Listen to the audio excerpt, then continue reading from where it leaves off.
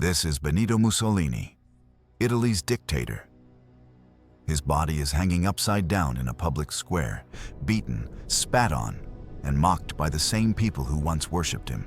Just 3 years earlier, millions called him Il Duce, the man who promised to rebuild the Roman Empire and restore Italy's greatness. So how does a man go from absolute power to public humiliation? How did a former socialist journalist become the world's first fascist dictator? And why did his empire collapse so completely? This is the rise and fall of Benito Mussolini and the nightmare that destroyed him. Before the black shirts, the bombastic salutes, and the title of Il Duce, there was another Mussolini. Born in 1883, Benito Amilcare Andrea Mussolini was the son of a blacksmith and die-hard socialist father and a devout Catholic schoolteacher mother. His very name was a political statement. His first name, Benito, honored the Mexican liberal president Benito Juarez, while his middle names, Amilcare and Andrea, paid tribute to Italian socialist heroes. From his father, he got a rebellious spirit and a deep-seated contempt for the establishment, the monarchy, the industrialists, and especially the church. His childhood was marked by a restless and aggressive nature. He was a bully, and the stories of his youth are legendary, including being expelled from one school for stabbing a fellow student with a penknife. But he wasn't just a thug. He was intelligent and devoured the works of philosophers like Nietzsche and political theorists like Marx. At 19, he fled to Switzerland to dodge military service, living hand-to-mouth but already sharpening his skills as a charismatic speaker and fiery journalist for socialist papers. He called for violent strikes and wrote blistering attacks on the clergy, which got him arrested and deported back to Italy. By 1912, he was one of Italy's most prominent young socialists, appointed editor of the party's official newspaper, Avanti. It means forward. Under his command, circulation soared as he thundered against militarism, nationalism, and imperialism. He was a revolutionary, a man of the people, committed to class struggle. But then came 1914 and the Great War, a cataclysm that would shatter old loyalties and forge new, terrifying ideologies. At first, Mussolini towed the Socialist Party line of neutrality, declaring, "Down with the war." But as the conflict raged, something inside him changed. He became convinced the war could be a revolutionary force, a crucible to destroy the old, decadent liberal order. He broke dramatically with the socialists, who clung to pacifism, and began to argue passionately for Italy's entry into the war. His former comrades called him a traitor and kicked him out of the party.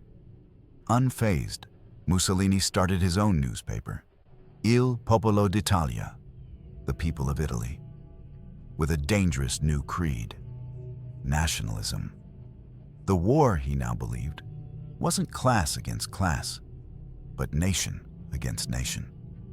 His journey from the far left to the far right had begun.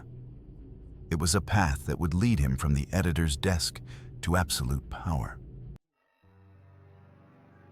When World War I ended, Italy was technically on the winning side, but it sure didn't feel like it. The country had been promised huge chunks of territory for joining the fight, but the Treaty of Versailles delivered far less.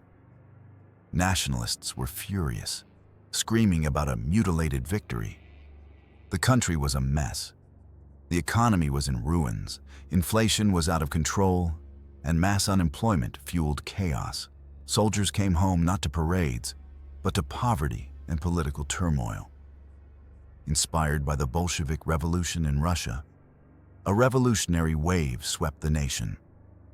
Strikes paralyzed factories in the north, and peasants seized land in the countryside, terrifying the middle classes, landowners, and industrialists who saw a communist takeover on the horizon.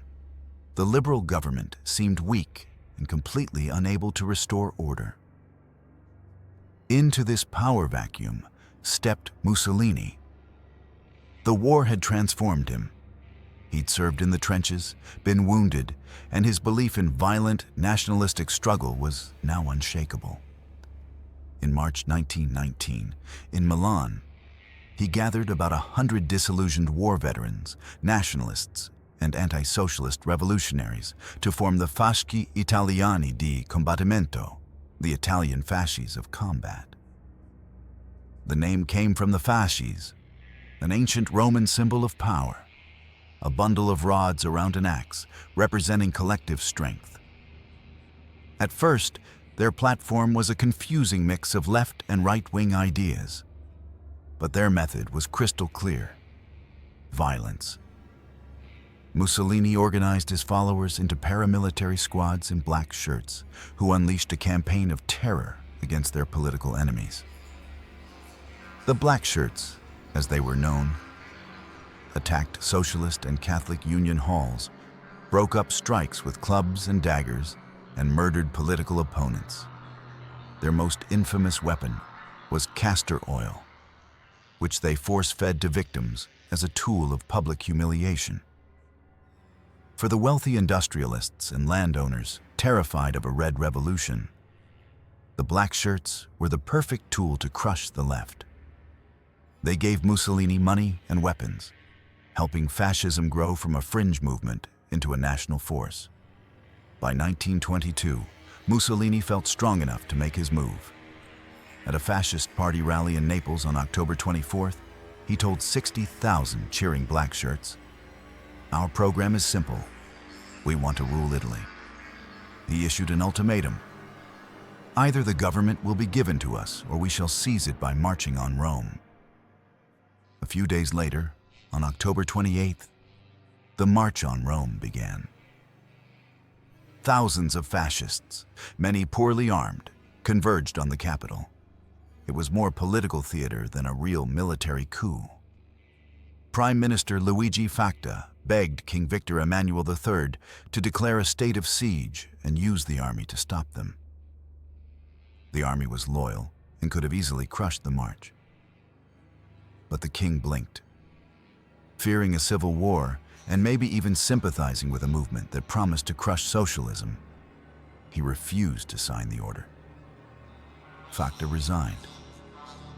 The king, seeing Mussolini as the only one who could control the situation, sent him a telegram inviting him to form a government. Mussolini, who had been waiting cautiously in Milan, took a train to Rome. On October 30, 1922, Benito Mussolini, the leader of a violent, anti-democratic movement, was legally appointed Prime Minister of Italy. The Fascist Nightmare had officially begun. Becoming Prime Minister wasn't the end of Mussolini's power grab. It was just the beginning. For the next few years, he played a clever game, keeping up the appearance of a constitutional government while systematically gutting it from the inside. He put fascists in key government jobs, created a state-funded militia of Black Shirts, and used his power to intimidate what was left of the opposition. The real turning point, the moment the mask finally fell, came in 1924. On May 30th, the brave socialist leader Giacomo Matteotti stood up in Parliament and gave a long, damning speech detailing the fraud and violence the fascists had used to win the recent election. On June 10th, just 11 days after his speech, Matteotti was ambushed while walking in Rome, shoved into a car, and brutally murdered. His body was found 2 months later in a shallow grave outside the city. The Matteotti crisis shook Italy and nearly brought Mussolini down. Public outrage was huge. Opposition deputies walked out of Parliament, hoping to force the king to fire the prime minister. For a moment, Mussolini's regime was on the ropes. But once again, the king did nothing. And Mussolini, sensing his opponent's weakness, decided to go all in. On January 3, 1925, He strode into Parliament and gave the most infamous speech of his career. He took full responsibility for the climate of violence. "I declare here that I alone assume the political, moral, and historical responsibility for all that has happened," he thundered. Instead of resigning, he dared them to impeach him. It was a stunning act of defiance. The opposition crumbled. From that day on, all pretense of democracy was gone. Between 1925 and 1926, Mussolini passed laws that turned Italy into Europe's first totalitarian state. Opposition parties were banned. Free speech was abolished. A secret police force, the OVRA, was created to hunt down anti-fascists. Elected mayors were replaced by government appointees. The press was muzzled, with newspapers told exactly what to report. And at the center of it all was Mussolini himself, no longer just a prime minister, but Il Duce, the leader. A massive propaganda machine built a cult of personality around him. His face was everywhere. He was the new Caesar, a man of action sent to restore Italy's greatness. He was photographed bare-chested while harvesting grain, a symbol of virility. He was a master pilot, a skilled horseman, a Renaissance man. School children chanted slogans like "Believe, obey, fight," and the most common one of all, "Il Duce ha sempre ragione," the leader is always right. The goal was to create a new fascist man, an Italian who would subordinate his own will to the will of the state, a will embodied in one man, Mussolini. For many Italians, life under fascism was a mix of repression and apparent progress. The state's control was everywhere, but it also projected an image of dynamism that won over large parts of the population. The regime launched high-profile public works programs, which Mussolini's propaganda machine called battles. The battle for wheat started in 1925, aimed to make Italy self-sufficient in grain. Mussolini posed for cameras in wheat fields, projecting an image of a hard-working, rural Italy. The campaign did increase wheat yields, but at a cost, as it forced farmers to abandon valuable export crops like olives and grapes, hurting the economy in the long run. The battle for land involved draining vast, malaria-ridden marshes, most famously the Pontine marshes near Rome, turning them into farmland. These projects were hailed as huge successes, proof that fascism got things done. The state even took control of free time. The Dopolavoro organization provided after-work activities for millions, offering libraries, sports, and subsidized vacations. This wasn't just a public service. It was a tool of social control, making sure citizens were part of a state-managed system even in their leisure. Youth groups, from the children of the she-wolf, for the youngest to the balia, for older boys, indoctrinated children from an early age. They marched in uniforms, drilled with mock rifles, and were taught that their highest duty was to Mussolini and the fatherland. But under the surface of unity and progress was a foundation of fear. The secret police, the OVRA, spied on citizens, opened their mail, and tapped their phones. Dissidents were arrested, imprisoned on remote islands, or worse. The regime banned strikes and crushed independent labor unions, putting all workers and employers into state-controlled corporations that were supposed to end class conflict, but really just served the state and big business. Fascism's grandest ambition was to forge a new Roman Empire.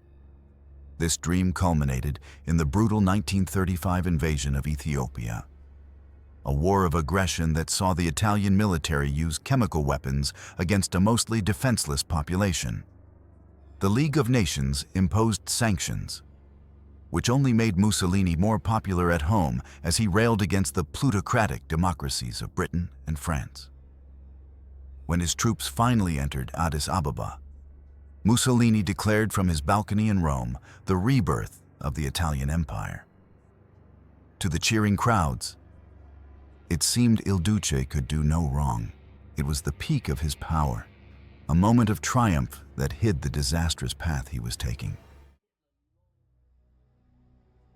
Mussolini's imperial dreams and growing isolation from the West pushed him closer to the one other leader in Europe who shared his hatred of the liberal order: Adolf Hitler. At first, the two dictators had a wary rivalry. Mussolini, in power for a decade before Hitler, saw himself as the senior partner and was skeptical of Hitler's fanatical racism. But as Germany's military power grew, the dynamic changed. Hitler was impressed by Mussolini's conquest of Ethiopia, and they found common ground intervening in the Spanish Civil War to support General Francisco Franco. In 1936, they announced the Rome-Berlin Axis. The relationship deepened when Mussolini visited Germany in 1937 and was dazzled by Nazi military might. A year later, Mussolini stood by as Hitler annexed Austria. He then followed Germany's lead by passing his own racial laws in 1938, stripping Italian Jews of their citizenship and professions, a shameful move that ruined countless lives. The final, fatal step was the Pact of Steel in May 1939, a military alliance that bound Italy to Hitler's war machine. But Mussolini knew Italy wasn't ready. Its industry was weak, and its military was drained by wars in Ethiopia and Spain. When Hitler invaded Poland in September 1939, starting World War II, Mussolini declared Italy non-belligerent, privately admitting to Hitler that he was unprepared. For 9 months, Italy stayed out. But in June 1940, with France about to fall, Mussolini made a fatal mistake. Believing the war was basically over and wanting a share of the spoils, he declared war on France and Great Britain. President Franklin D. Roosevelt called it a stab in the back. The results were a disaster. The Italian military was unprepared and poorly led, suffering one humiliating defeat after another.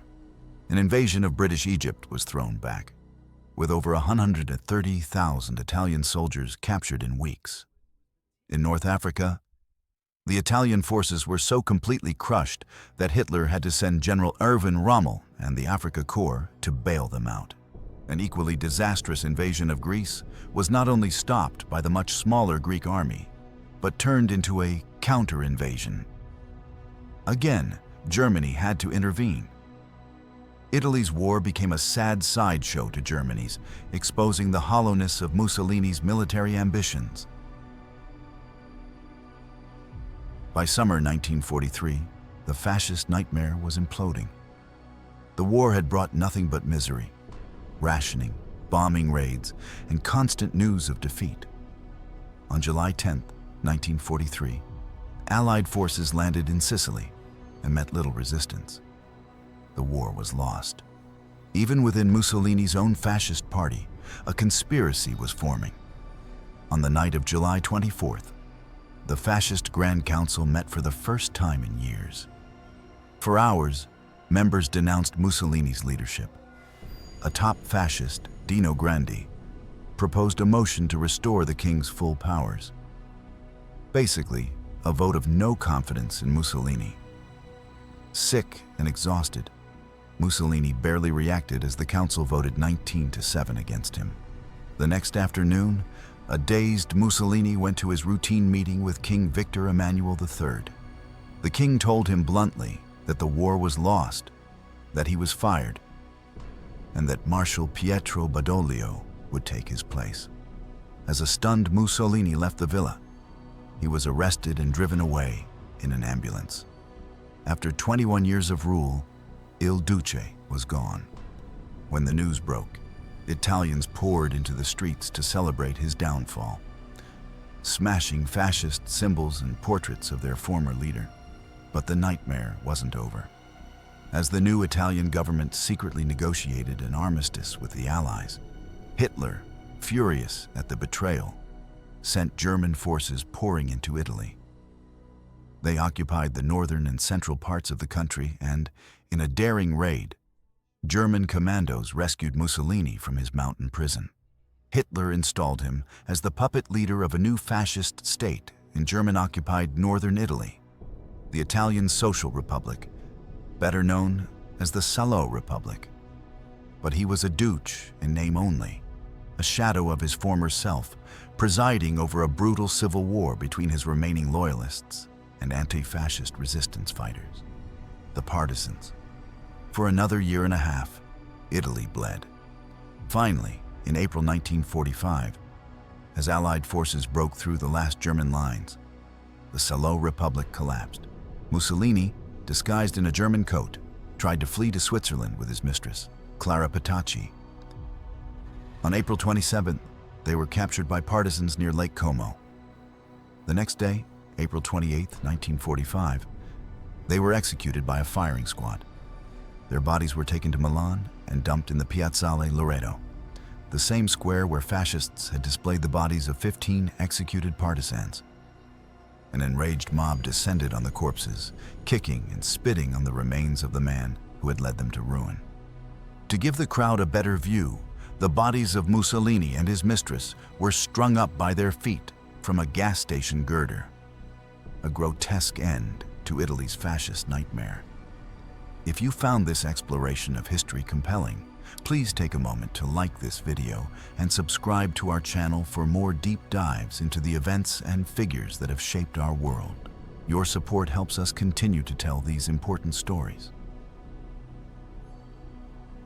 Benito Mussolini's legacy is a dark one.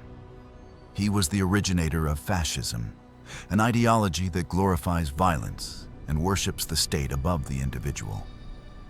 His regime promised order and national greatness, but delivered repression, war, and disaster. While some may point to the trains that ran on time or the marshes that were drained, this sanitized view ignores the brutal reality. The death of democracy, the abolition of freedom, the disastrous alliance with Nazi Germany, and the ruinous war that devastated his country. Unlike Germany, Italy's reckoning with its fascist past was far less systematic, and the nation has long struggled to fully confront this chapter. Mussolini's story is more than just history. It's a chilling and timeless warning. It shows how a charismatic leader can prey on a nation's fears, how the promise of order can be a mask for tyranny, and how quickly the foundations of democracy can crumble in the face of violence, propaganda, and apathy. The ghost of Il Duce haunts not just Italy, but the world, a permanent reminder of the fragility of freedom and the terrible price of a fascist nightmare.